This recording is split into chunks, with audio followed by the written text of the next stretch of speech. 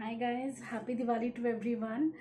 बहुत बहुत मुबारक हो दिवाली आप सबको। आपके सबके घर में खुशियाँ आए, सबके घर में पॉजिटिविटी बहुत आए, एनर्जी बहुत आए। ये इस साल का दिवाली जो है कंप्लीट डिफरेंट एटमॉस्फेयर है, क्योंकि हम सब परेशानी से गुजरने के बाद ये थोड़ा रोशनी वाला जो फेस्टिवल है, जिसको हम फेस्टिवल्स किंग ऑफ फेस्टिवल्स बोलते हैं, जिसका वेट हम पूरे साल करते हैं। और यही एक त्यौहार है जहाँ परिवार सारे इकट्ठे आते हैं। तो गाइस, सबको बहुत बहुत खुशियाँ एंड सब लोग बहुत हैप्पी रहिएगा। गाइस, हैप्पी रहने के लिए हमें क्या ज़रूरत है? I am not dedicating this video to any specific topic. मैं नहीं आज चाहती थी कि कोई टॉपिक कहीं पर भी नेगेटिव हो, या कोई भी टॉपिक ऐसा हो जिसको आपको स्ट्रेस हो जाए या कहीं आप सोचने लग जाओ। ऐसा कुछ भी नहीं था। आज का टॉपिक बस ऐसा सिंपल आप लोगों से बात करना था। बहुत सारे जो रीति रिवाज है या ट्रेडिशंस है, मुझे कैसे फील होता है, लोगों को कैसे फील होता है, this all I wanted to express. Basically मैं एक महाराष्ट्रन फैमिली से हूँ, और मैंने बचपन से मेरे फैमिली में ये देखा है कि पूरे साल में दिवाली का ऐसा वक्त होता है जब कंप्लीट परिवार इकट्ठा आता है। हम कहीं पर भी हो, हर एक कॉर्नर से हम दिवाली पे सब इकट्ठा घर पे आते हैं। एक फैमिली फ़ोटो ज़रूर होता है हमारा, एंड वो सजने संवरने का, लाइक मैं मेरी मम्मी को रेडी करती हूँ, मेरी भाभी मुझे रेडी करती है, I help them in makeup. Like हम सब एक दूसरे को जो हेल्प करते हैं, और एक दूसरों के लिए जो क्लोथ्स लेकर आते हैं, स्वीट्स लेकर आते हैं, and that gives us like wow, we love each other, that shows the love. यही सभी के परिवार में होता होगा। और स्पेशली जो लोनली पीपल या सिंगल पीपल है, जो लोग हैं जो उन्हें ऐसा लगता है कि हमारे भी फेस्टिवल्स के वक्त हमारे लाइफ में भी कोई होना चाहिए, उनके लिए ये जो दिवाली होती है ना, बहुत हर्टिंग होती है, या फेस्टिवल्स जो होते हैं बहुत हर्टिंग होते हैं। तो गाइज, उनके लिए ये कहना चाहूँगी कि निराश होने की ज़रूरत नहीं है। अगर आप राइट वे से थोड़ा सोचोगे तो ये पूरी दुनिया आपकी परिवार है। अगर आप ये सोचोगे कि आपकी दिवाली आप हर साल स्पेशल तरीके से मनाएंगे, तो आप भी दुखी नहीं रहेंगे। अगर आप ऐसा सोचोगे कि दिवाली सिर्फ परिवार के लिए होती है, यू आर राइट, बट परिवार आपका कंप्लीट वर्ल्ड भी बन सकता है। तो फ्रेंड्स बनाना बहुत ज़रूरी है, और परिवार के साथ, ये सारे फ्रेंड्स के साथ परिवार, मतलब इट्स लाइक एवरी टाइम आप न्यू मेंबर बनाते हो ना, सेम वे जैसे भैया की शादी हो जाती है तो भाभी आती है, या जीजा जी आते हैं घर पे, there are many people come up into and then makes a complete family. तो वैसे आप भी नए दोस्त बनाइए और उनके साथ फैमिली बनाइए। फॉरेन कंट्रीज़ में बहुत सारा ऐसे ही होता है, वहाँ पेरेंट्स नहीं होते तो फ्रेंड्स सारे मिलके फेस्टिवल्स मनाते हैं। मनाना ज़रूरी है। तो guys, this is all about festivals. और एक चीज़ जो मैं सोच रही थी काफ़ी टाइम से, कि हम जो होता है हमारे पास, हम उसकी इम्पोर्टेंस नहीं करते। जैसे परिवार में अब हमेशा पूरा छोटी छोटी चीज़ों के लिए झगड़े होते हैं, आप नेगेटिविटी भर लेते हो, और उससे क्या होता है, फेस्टिवल्स के वक्त भी वो नेगेटिव के कारण आपका ईगो बीच में आता है, और वो ईगो के कारण आप बात नहीं करते हो लाइफ टाइम तक। अब वो ईगो लेकर चलोगे ना कि मैं क्यों झुकूँ। और एक इंसान मेरे लाइफ में आया था, and she has taught me very well thing. उसके लाइफ में बहुत सारे अप्स एंड डाउन्स थे, like she did not had an partner who is appreciating her, और बहुत तंग करता था उसे, like drinking and all.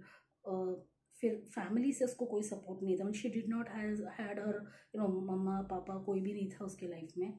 She only had her her elder sister, but she was also very far apart from her. We are not too much collaborated with her, and she was the lady, like I found her a fighter. Like she got married to a guy who is a drinker. Like though he had a job, उसको job थी, but वो उसे बहुत तंग करता था। Like अगर खाना पकाना हो गया तो उसमें भी जो पकाया है वो उसे पसंद नहीं है, कुछ और खाना है। And middle of the way, like if she is eating, he will do a drama कि मुझे खाना नहीं खाना है, बनाया हुआ खाना ही विल नॉट ईट, ना मैनी थिंग्स। एंड कभी कभी ऐसा लगता है कि यार कितना परेशान करेगा ये इंसान, ड्रिंक करके आएगा, फिर घर पे प्रॉब्लम्स क्रिएट करेगा। And this lady is so beautiful, इतनी खूबसूरत लेडी है। और उसका हस्बैंड आप देखोगे is completely utter rubbish person, and still she has two sons. She just dedicates her life in such a manner that वो daily, मतलब अगर सुबह झगड़ा हुआ होगा ना, तो शाम को वो अपने हस्बैंड से वापस अच्छे से बात करेगी।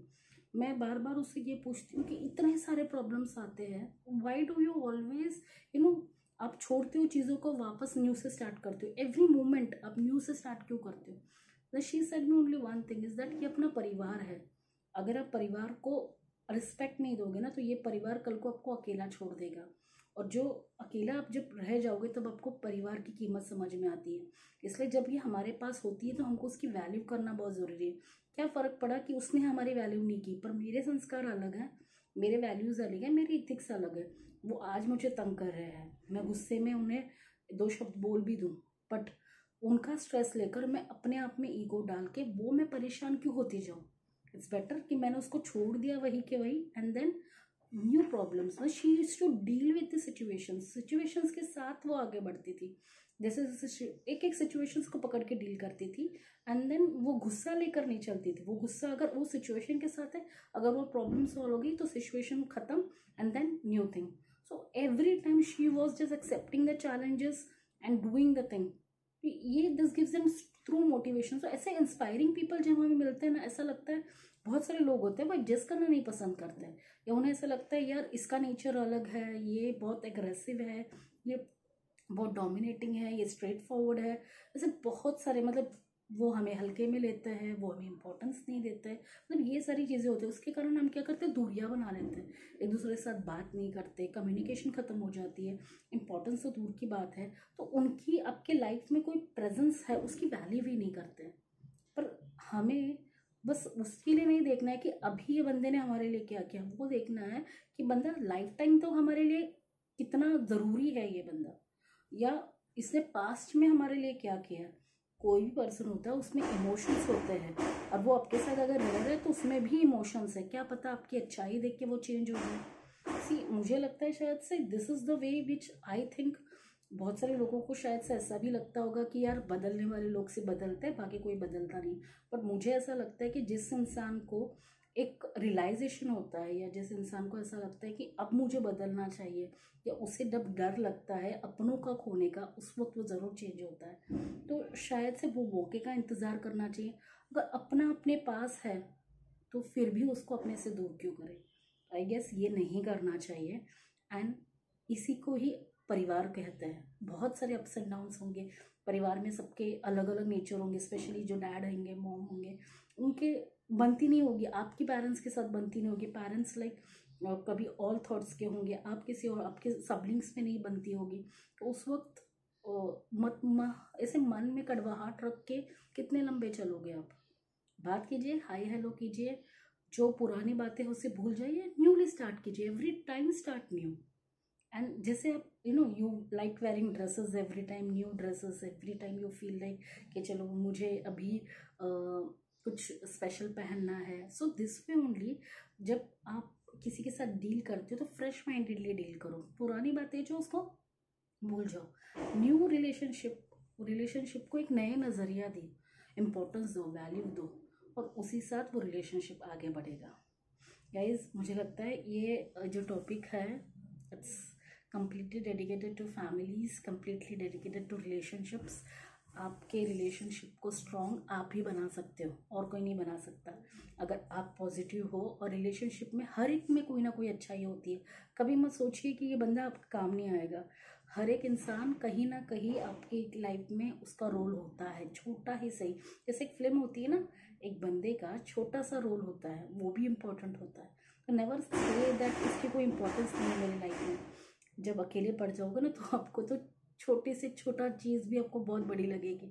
इसलिए अकेले पढ़ने से पहले ही परिवार समेटना सीखिए, परिवार को प्यार देना सीखिए, और जितना हो सके डोंट एक्सपेक्ट कि आप सामने से आप क्या मिल रहा है आपको, वो मत। पहले ये देखिए कि आप कितना दे रहे हो।